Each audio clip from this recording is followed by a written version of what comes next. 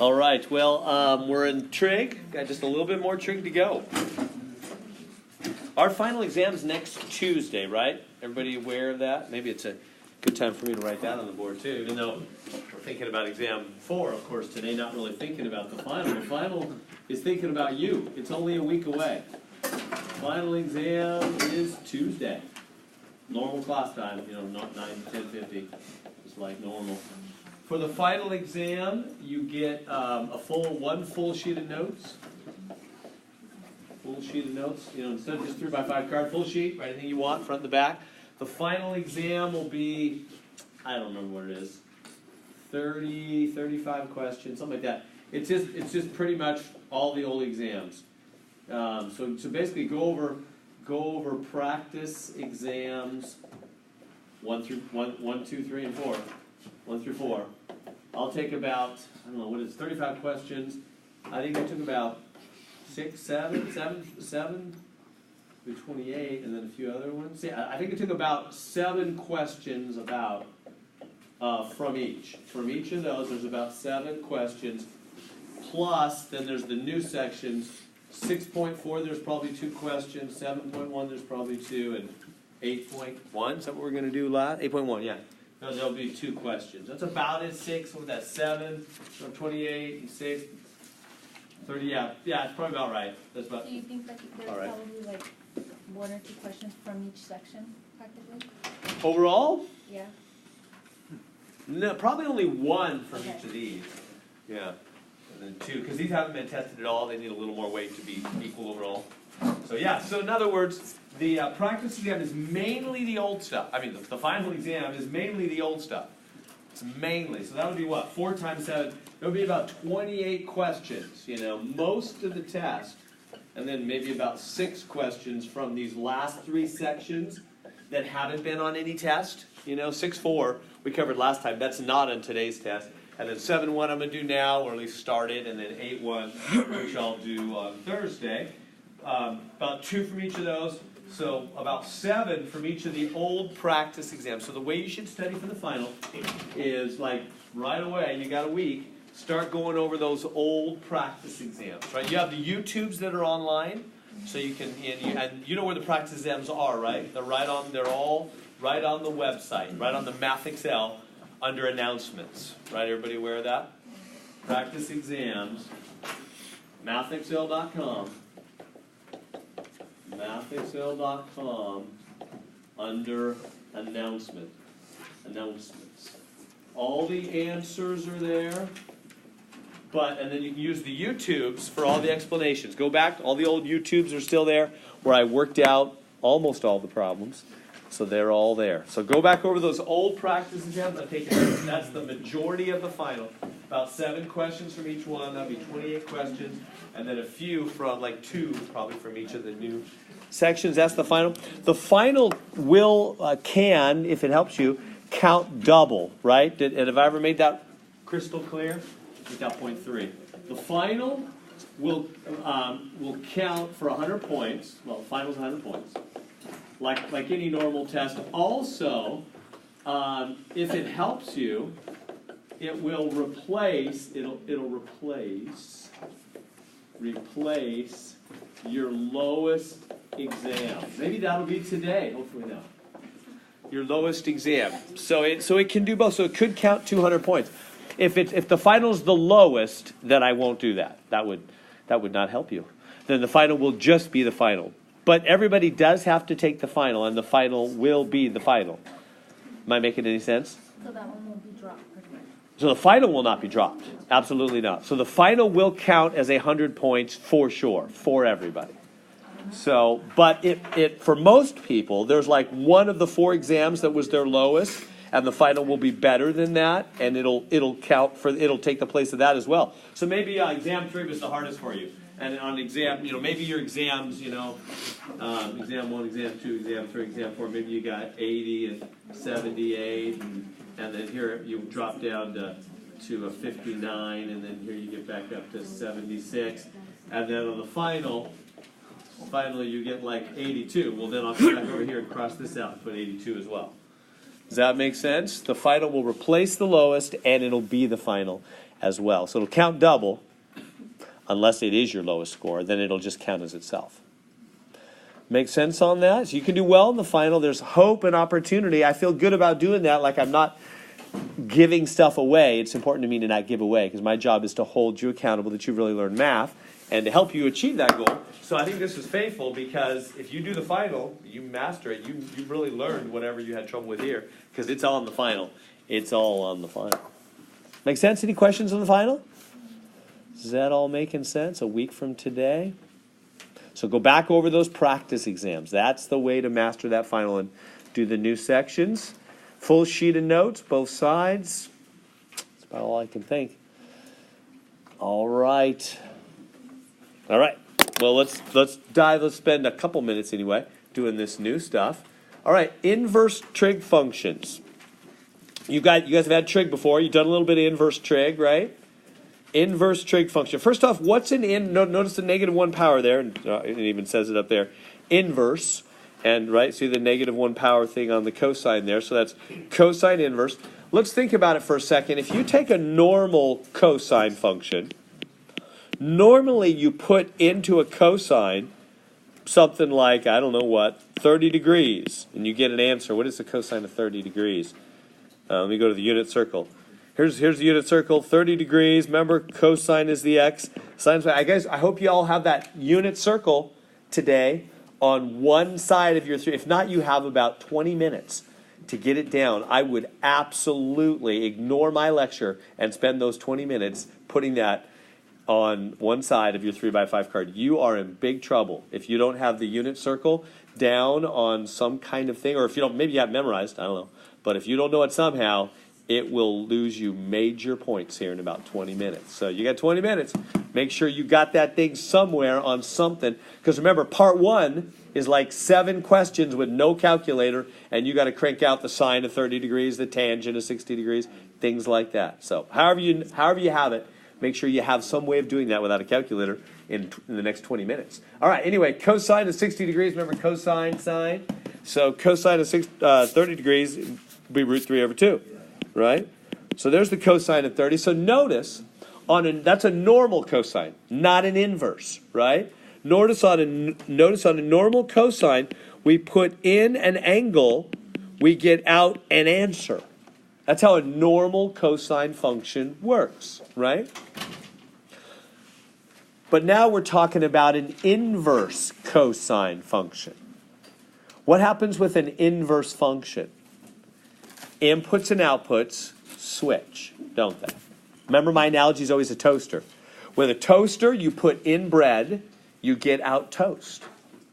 So if there was such a thing as an inverse toaster, that'd be weird, but how would that work?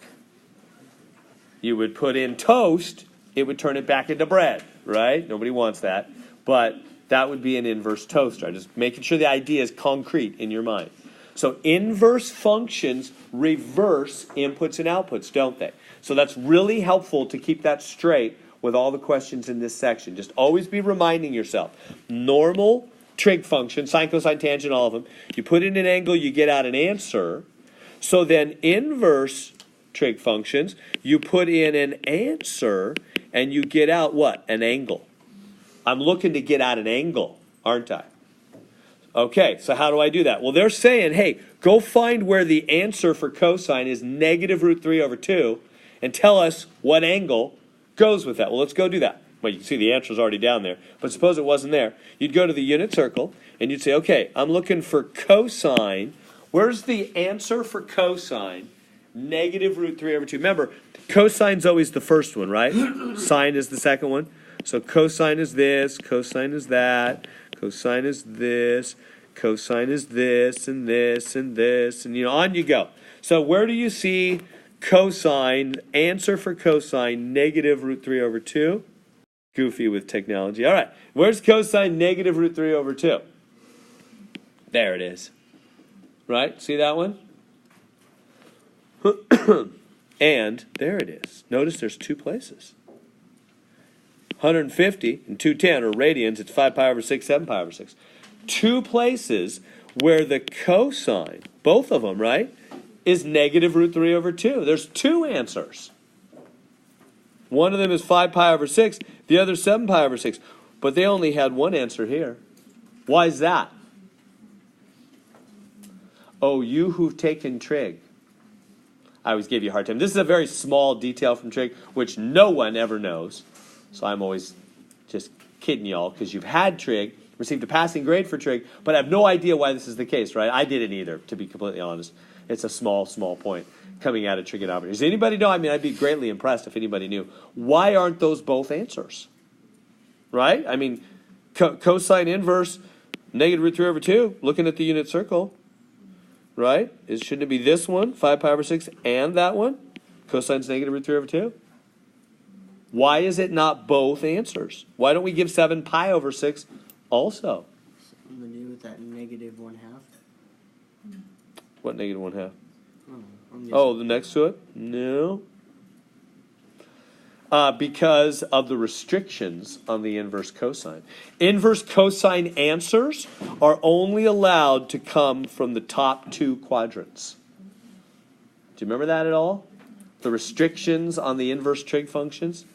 No? No memory of such events? You guys had trigonometry, right? I'm giving you a hard time. I'm just razzing you this morning. I know, it's a very small point. It is important, though, as you go into calculus. So that's why I want to camp on it for just a minute here. You need to know that inverse cosine answers are restricted to only the top two quadrants. And inverse sine and inverse tangent are restricted to the right two quadrants. I'm going to write all that out in a minute. Let me just land that general idea for you first off. There's different restrictions for different inverse trig functions. Now, why that's the case is a long story. I'm looking at the clock, wondered if I should bother with it. Probably not. Yeah. Basically, we only want one answer. We want one input for one output. So we restrict it. Cosine inverse is restricted. So let me just give you the information. Cosine inverse is only these two quadrants. does that mean inverse? Sine inverse and tangent inverse is only these two quadrants. So between negative pi over 2 and pi over 2, between 0 and pi. And none of them touch the... Is that making sense? I'm hearing voices up here. Totally fine if you want to help each other for the test and all that. Please make sure you're whispering so you don't distract the people from being able to hear my lecture. So is that making sense? 0 to pi for cosine inverse, negative pi over 2 to pi over 2. Well, I didn't really give a reason why, and I don't know if I really have time to do all that. Let me briefly do it. I hate giving things without reasons. Do you remember, is something that looks like that a function? Is that a function? Why not? Why is it not a function?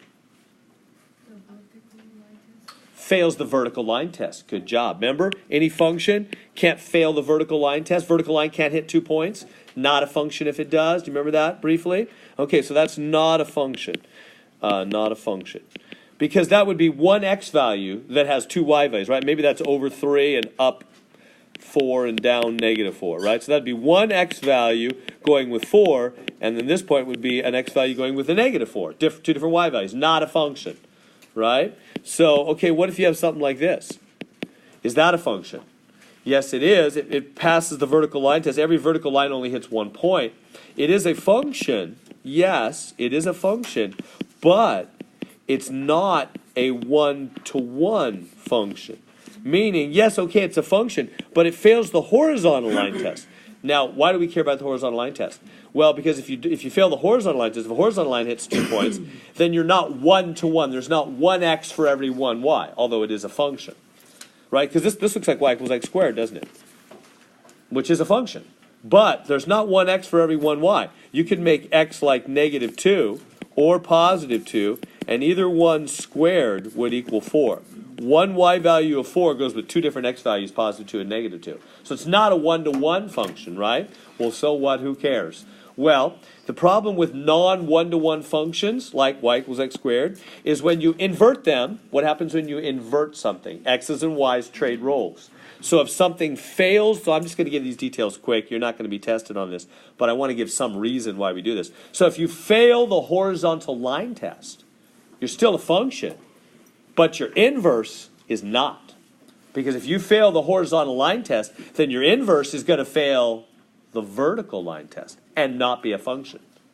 Did you understand all that? So if you, like y equals x squared, fail the horizontal line test, okay, yeah, you're a function, but you're not one-to-one, and when we invert you, if you fail the horizontal, then when we invert you, your inverse will fail the vertical and not, therefore, be a function. So only functions that pass both horizontal and vertical line tests are one-to-one and invertible. So long story short, I don't know if you ever got this story in trigonometry, we want, the only functions that are truly invertible are those that pass the horizontal line test. So if something fails the horizontal line test, it's not invertible. Now, having said that, think about sine or cosine. There's sine. Cosine's the same thing, it's just shifted, right? How does sine and cosine do on the horizontal line test? Do they pass it?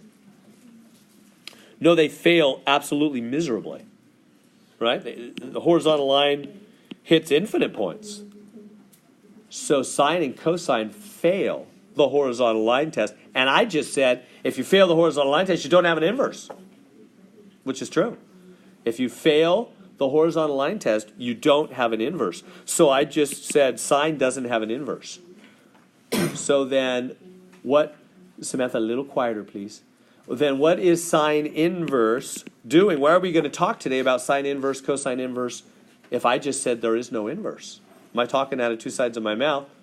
Well, the answer is the whole sign does not have an inverse, but the limited sign does. That's why we limit it. So we take the sign and we go, sine, you're going to fail the horizontal line test. You don't have an inverse. So what we're going to do is we're only going to take a small piece of you, just that piece, just the bottom here comes up and the top there. We don't let it start to come down because then it'll fail the horizontal. We don't let it start to come up because then a horizontal line will hit twice, right? So we limit the sign. Did you ever learn about that in trig? You limit the sign from here to here, which is what? Negative pi over 2 to pi over 2. So that it passes the horizontal line. And then when we talk about sine inverse, we don't really mean the inverse of the whole sign. We only mean the inverse of that limited piece of the sign. So there we go. There's the whole story. So anyway, I'm not going to test you on all those details. I wanted to give you the reasons why. So know that when we're talking about sine inverse, cosine inverse, tangent inverse, we're really not talking about the inverse of the whole sine or cosine or tangent, because the whole thing is not invertible, but a limited portion of it is. So that ends up giving a lot of weird results, which always come up in calculus. So, all right, a lot of talking for me to say sine inverse, tangent inverse is just the right side, and cosine inverse is just the top for the answers. So that's why the answer is only the 5 pi over 6 up here, because that's in these two quadrants, not the 7 pi over 6, although the cosine would come out the same. Make sense? We good? All right, that was a lot of talking for all that. But I wanted to give you that story and not have it be like magic. Whoops, that's not the right. Okay, so I'm already giving you the answers here. So sine inverse of root 2 over 2. So if the answer wasn't already there for you, how would you find it? So what do you do when they give sine inverse of root 2 over 2?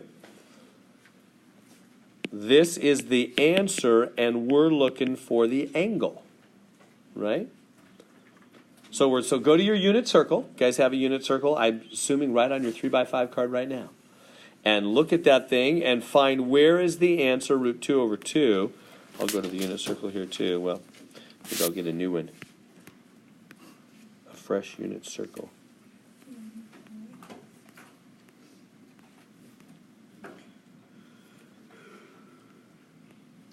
Okay, so where's the sine? We're saying, where is the sine, root 2 over 2? Remember, sine is the second one right there, sine, root 2 over 2, but also right here. Notice there's two places where sine is positive, root 2 over 2. 45 degrees, pi over 4, and 135, 3 pi over 4. Which one do we take? Remember, sine inverse is only these two quadrants. Sine inverse and tangent inverse are the right two quadrants. Cosine inverse is the top two quadrants. So we just take this one, which is pi over 4. Hence the answer, pi over 4. Good, easy enough so far? I'll keep moving. All right, so cosine inverse of 0. All right, so go to your unit circle and look for that one. This is the answer. You're looking for the angle. So you're saying the cosine of what angle comes out 0? So you look at the unit chart here. The unit circle chart. So the cosine of what angle? So where's cosine 0? Cosine is what? The first coordinate or the second coordinate? Cosine the first coordinate or the second coordinate? Cosine's always first. Sine's always second. So where's cosine 0? Not there. Right there, cosine 0. Pi over 2. But where else? Right here, cosine 0. Which one do we take? Yeah, cosine inverse is these two quadrants only. See how there would normally be two answers. So pi over 2, 90 degrees. Oops. Pi over 2, 90 degrees. Good? You guys rolling these out? These easy? Do that one. So tan inverse, that one's not, 11's not on our chart. Tan inverse 11, hit the buttons on your calculator, and they want a radian answer. So make sure you are in radian mode. Let me know what you get.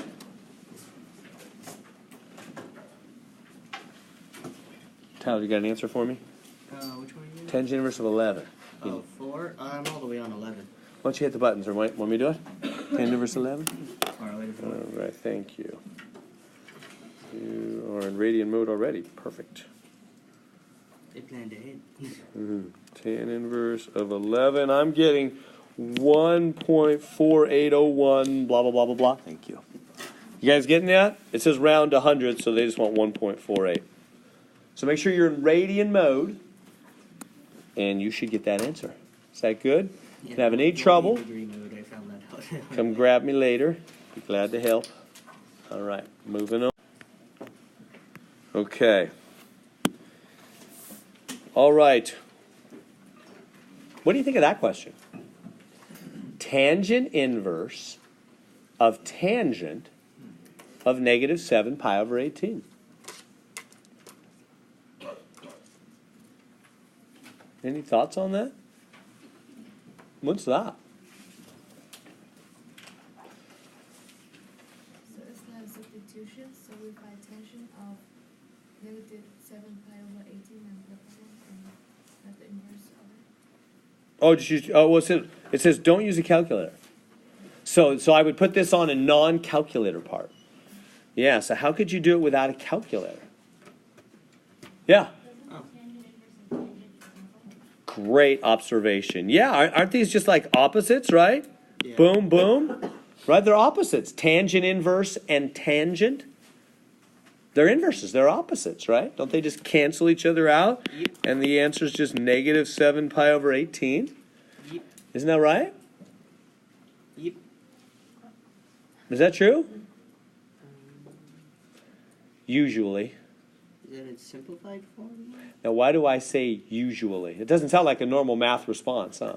Isn't it like always or never? Usually, that's true. Here's the problem. It's those restrictions I talked to you about. Now they're going to push hard on your grasp of all that I said about restrictions. That wasn't just hot air. You have to really understand what I was talking about those restrictions. In other words, this is true. These are opposite functions as long as you're in the zone. What do I mean the zone? Well, where's the zone for tangent inverse? Remember, sine inverse and tangent inverse are the right two quadrants, from negative pi over 2 to positive pi over 2. You see, if you're not in that zone, then tangent inverse is not your opposite. Remember? Tangent inverse is only the opposite of a limited tangent, not of all the tangent. Did you catch what I was saying about all that, or was I just doing the Charlie Brown, wah, wah, wah, wah, wah, moving along for you?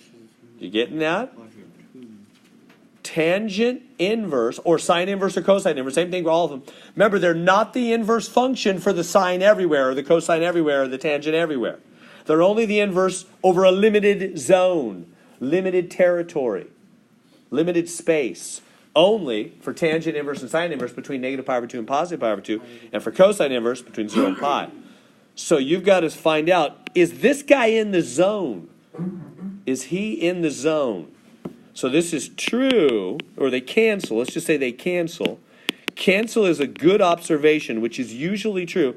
They cancel when in the zone. So you got to ask yourself, is that in the zone? Is negative 7 pi over 18 between negative pi over 2 and positive pi over 2? Is it? Well, we gotta use it to a point that we understand that. We better take that negative pi over 2 and that positive pi over 2 and make them sort of look like this guy so we can compare them easily. How do we make them look like that guy? Common denominator, right? Multiply top and bottom by 9. He'll be minus 9 pi over 18. That's still half a pi, right? And multiply top and bottom of this guy by 9, and that's positive 9 pi over 18. Oh, it turns closer. So if I had a number line, and 0 was right here, and negative 9 pi over 18 was here, and positive 9 pi over 18 was there, where would negative 7 pi over 18 land? Would he land somewhere outside, or would he land between them? So outside, it's practically the opposite. He would land right here between them. Right? Negative 7 is not all the way to negative 9. Is it negative 7 between 0 and negative 9? Over at pi over 18? They're all pi over 18, pi over 18. So negative 7 is between 0 and negative 9.